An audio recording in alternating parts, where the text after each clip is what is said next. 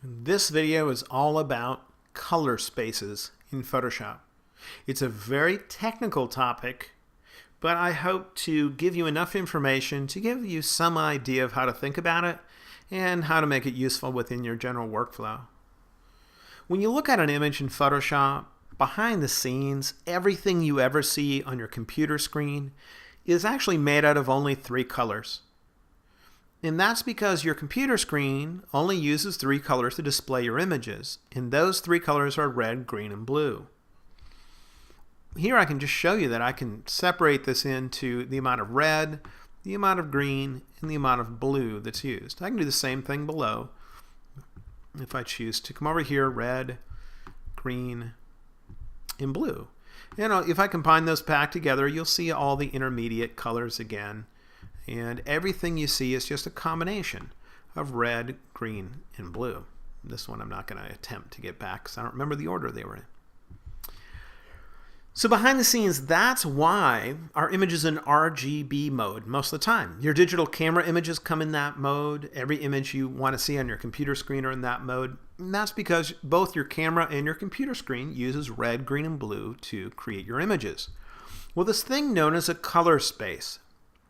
Color spaces are like sRGB, Adobe RGB, ProPhoto RGB. All they do is define what specific color of red, green, and blue is your image made out of. And let's take a look. This depiction here of all these colors represents all of the vivid colors your eyes are capable of seeing.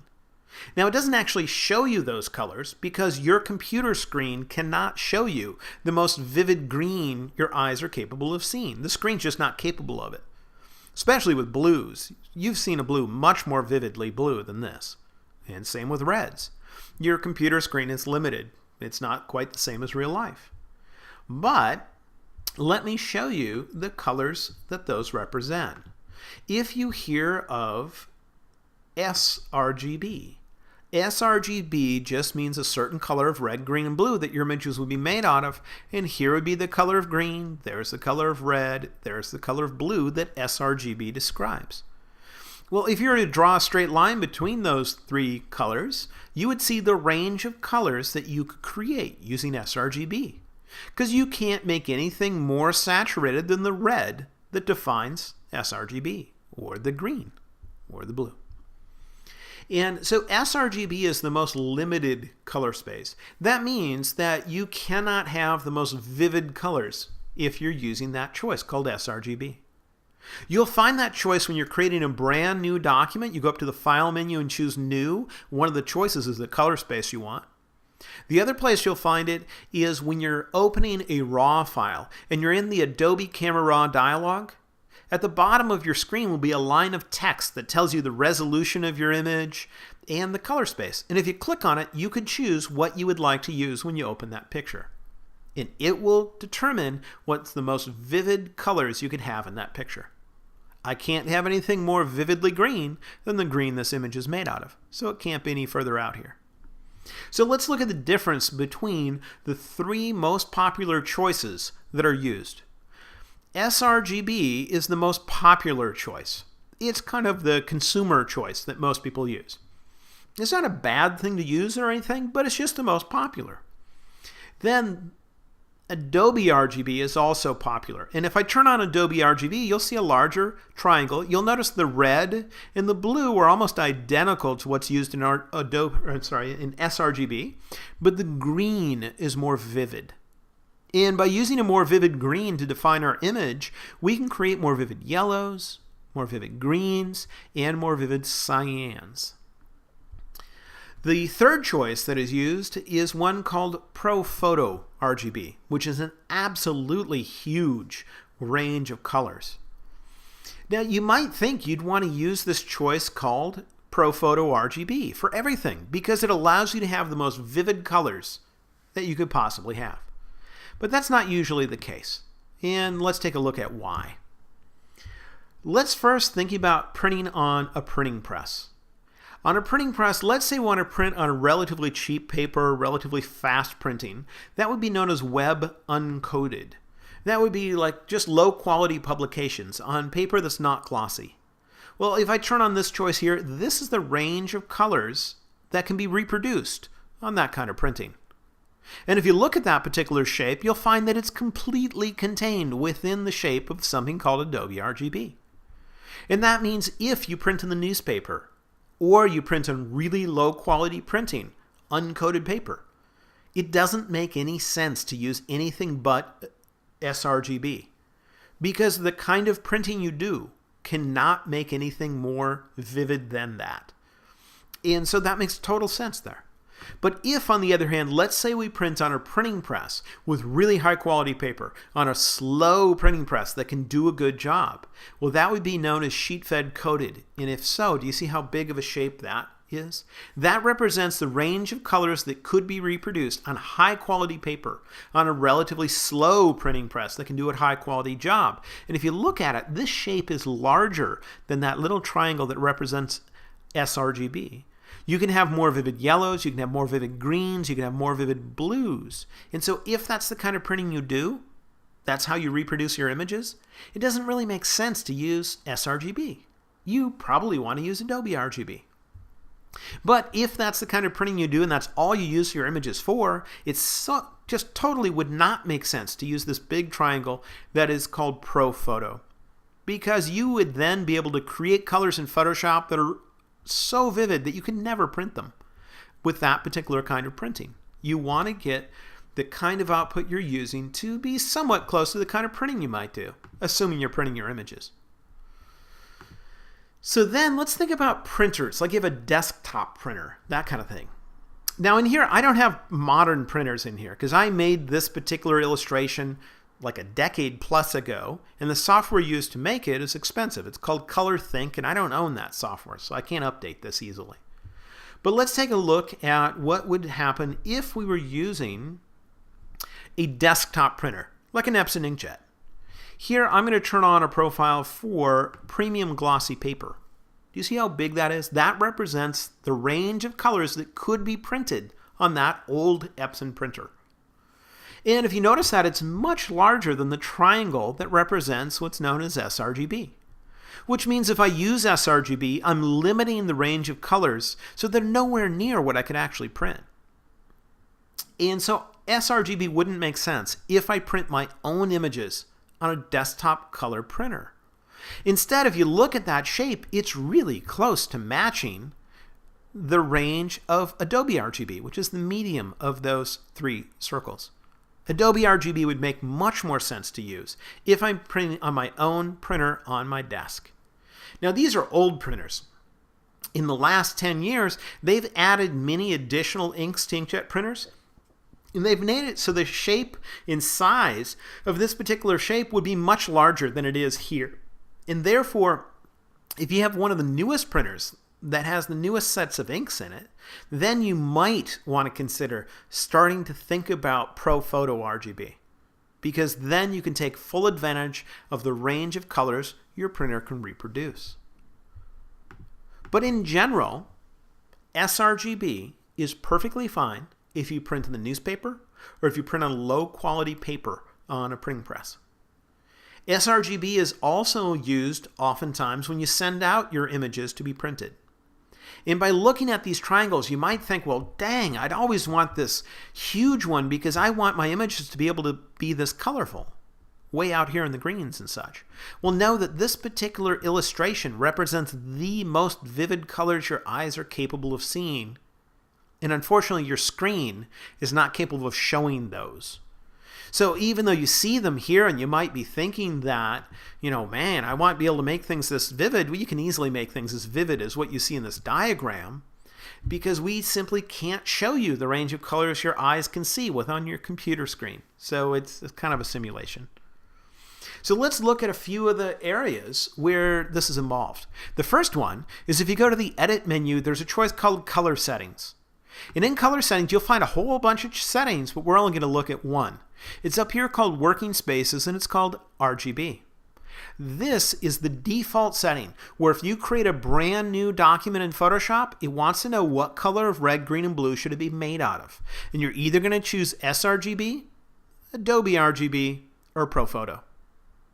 So if you print your own images on your own printer, I would choose Adobe.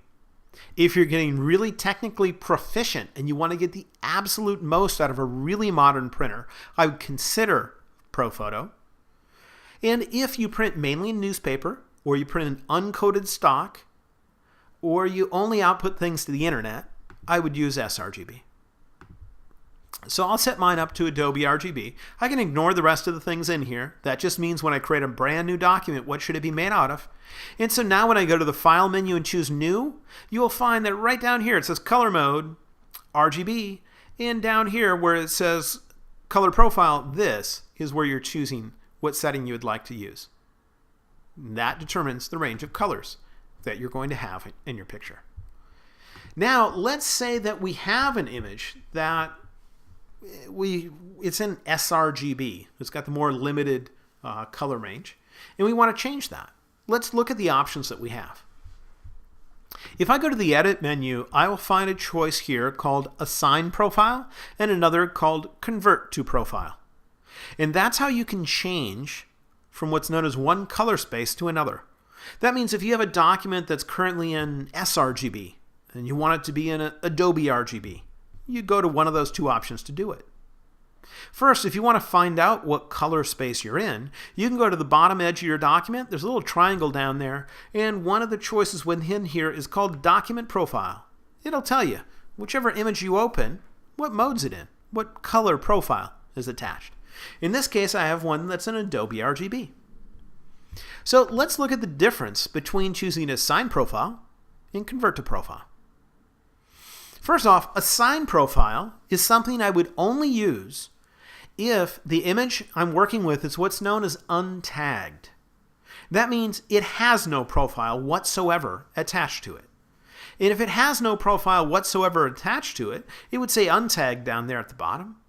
And Photoshop really wouldn't know how to display it properly.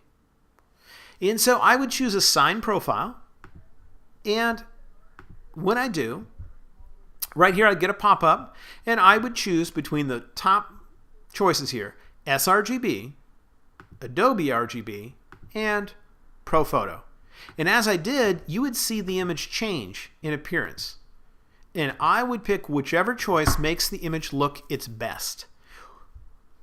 Now, the only reason you would ever get an image that's known as untagged is if somebody went up here to the File menu, chose Save As, and they were really a jerk. And what they did is when they were in the Save As dialog, down here at the bottom is a checkbox called Embed Color Profile. And they chose not to turn that on. And by not turning that on, they made it so the next time somebody opened that picture in Photoshop, Photoshop didn't know how to display the image correctly because it didn't know what color of red, green, and blue it should be made out of. So every time you save an image, be sure to turn that on. And if you turn it on, then you'll never have an untagged image. And therefore, when you open it, Photoshop will know exactly the way it should look. But if it ever is untagged, that's when you come down here and you choose Assign Profile. You switch between sRGB, Adobe RGB, and ProPhoto, and you look at which one makes the image look the best. Because whoever saved that image was not nice enough to turn on that checkbox, so you don't really know what should be set to. Here's the difference between the choice called Assign Profile and the one called Convert to Profile. Assign Profile means we're going to use the exact same amount of red, green, and blue that was originally in the picture. And we're just going to tell Photoshop how vivid the color of red, green, and blue the image is made of should be. So if we change it, we'll end up with the exact same numbers if you happen to use the info panel, which tells you how much red, green, and blue you have.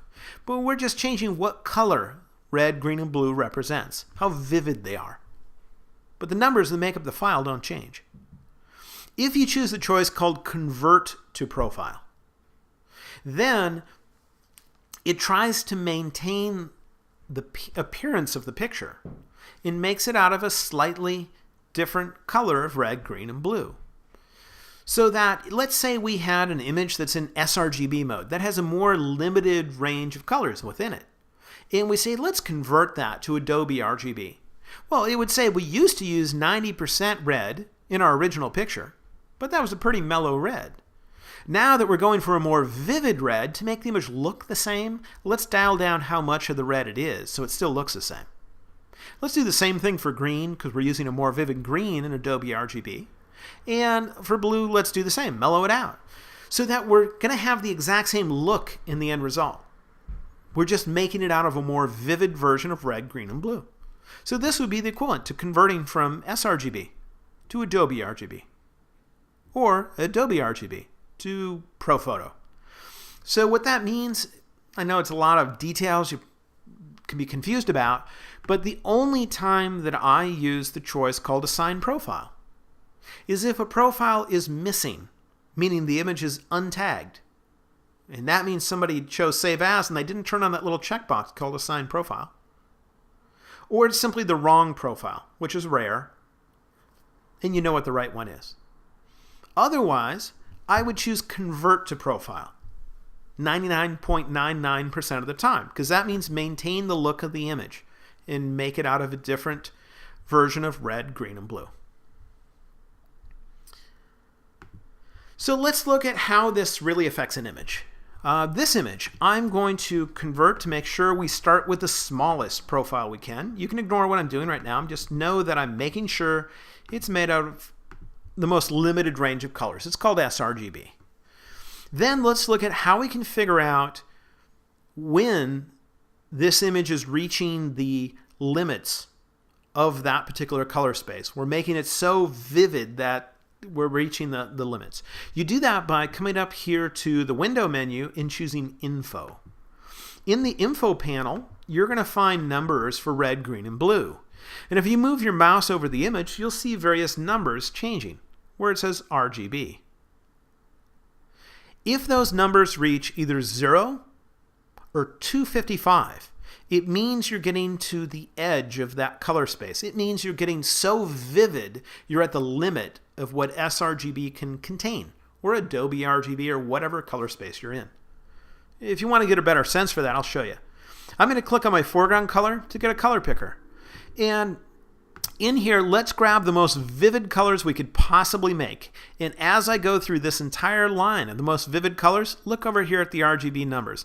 And notice that the numbers will always contain either 0 or 255. Do you see those numbers? Always 0 or 255 when you're in the most vivid colors. If you're not in vivid colors, then I can go through this whole list and none of the numbers will be at 0 or 255. I'm going for more mellow colors here. So what we could do here is look at the most vivid areas of this picture, move our mouse on top of it, and if you look in the Info panel, if none of those numbers reaches 0, and none of the numbers reaches 255, when we're on the most vivid parts of the picture, then we're nowhere near the limit of what's known as the gamut of that color space. So if we're in sRGB, we're nowhere near the limit of how vivid those colors could become. So this image is fine. It would not matter what color space it's in, because if everything within it can be contained within sRGB, it can be fine in any color space. So let's adjust the picture then. I'm going to come over here and adjust it using hue and saturation. That's going to make the image more and more colorful as I bring up saturation. I'll bring it up here, way up. And then I'll inspect the most vivid areas. And what I do, in the Info panel, you're going to find two sets of numbers if you look in here. The numbers on the left are what we started with. The numbers on the right are the result of this adjustment. So I'm looking at the numbers on the right. And I'm going to move my mouse on top of the most vivid areas and see if any of them reach either 0 or 255. Oh, I think I just saw 0. But I have to be on the most vivid areas. Oh, I just saw 0. There's 1. But right there is a 0. That means here I'm at the absolute limit of how colorful this area could be. And I could use the down arrow key to lower the saturation setting. And if I bring it down to make it less colorful, that should no longer be at 0. Then I'll go and find other vivid areas and see if I hit 0 or I hit 255. And if I do, that means I'm what's known as clipping. I'm pushing that color beyond what this particular color space called a sRGB can reproduce. Here I see another 0. So I'll lower the saturation to make sure it's not 0. And that means that we are not beyond what that particular color space can reproduce. I think I'm pretty close to having everything within the range, meaning nothing's hitting 0 or 255. So I went to plus 24. I'll click OK. Now let's see how far I could push this beyond that if I was using a larger color space. Right now, if I push anything beyond that, let me show you what would happen. If I push up saturation, you will find that suddenly you get solid colors where you used to have detail. And that's known as saturation clipping. You move your mouse over the image, and where you used to have 0 or you used to have detail, you'll find the number 0 or 255, meaning you've maxed out what you could have there. Well, I'm going to take this image, I'm going to say convert to profile. And I'm going to say, let's go for a bigger color space. Let's go to Adobe RGB. Click OK. And now this image could potentially contain more vivid colors because the color space I'm in has the potential of having those more vivid colors. And so if I were to move my mouse on top of the image where we used to have the number 0, meaning we've maxed out how bright that could be, it'll no longer read 0 in the info palette because we're using a larger color space. We're not near the maximum of what it could reproduce. So I'm going to come back in here. I'm going to adjust the image with hue and saturation once again, and let's see how much more vivid we could make it when we change from sRGB to Adobe RGB. In this case, I see the number 0 in my info panel, so I have to bring down saturation until I get it to not be 0. I see another area with 0, so let's bring it down. I'm just making sure that I'm not at the limit of 0 or 255. And I do that for each area of my picture, and if I can make it so no part of my image is at 0 or 255, I know I'm within the range of this particular color space. And I don't know that I'll do this perfectly, but I'll get close. I'm just making sure there's not a bunch of areas that hit 0 or 255 here. I think I'm close. So notice that I was able to go saturation plus 7 when I changed from sRGB to Adobe RGB. And let's look visually at the difference. I'll turn the preview checkbox off. Here's before. Look at the reds in the image. You'll find them to be a little bit more dull. When I turn preview back on, here's how much more colorful I could make it in Adobe RGB. Turn off and on. You'll see a slight difference. So when I change color spaces from a smaller one to a larger one, which means sRGB to Adobe RGB and then going to ProPhoto, it doesn't automatically make the colors in my image more vivid. I would have to adjust my image using something like hue and saturation to end up accomplishing that, which is what I just did. And so it's only going to affect images that are vivid. So if these are the images I'm looking at right here, none of the colors within these images are anywhere near the limit of how colorful things could be in the color space called sRGB. If these are the kind of images you shoot, or if you shoot weddings or seniors or most things, 80% of things, you're not having things so colorful that this setting would matter at all. But if you typically shoot this kind of stuff, where you have really, really vivid colors within your picture, that's the only time this setting called your color space really matters. If I had these images here, it wouldn't matter if I was in sRGB, Adobe RGB, or ProPhoto. The images would look identical. It's only these images that have the more vivid colors in them, where if I'm using a larger color space like Adobe RGB or ProPhoto, that I could potentially use hue and saturation and push the saturation higher and higher. So I got closer and closer to having a 0 or a 255 in my info palette, meaning I'm getting close to the edges, the limits of what that color space is capable of, and only then would it help. So this concept of color spaces, people get freaked out about it and they argue a lot about it, but know that 80% of the images, it wouldn't matter whatsoever. It's only those images like these that have extremely vivid colors where you would want to consider it and make it a critical choice. If you have your own printer on your desk, it's a high quality printer, at least use Adobe RGB.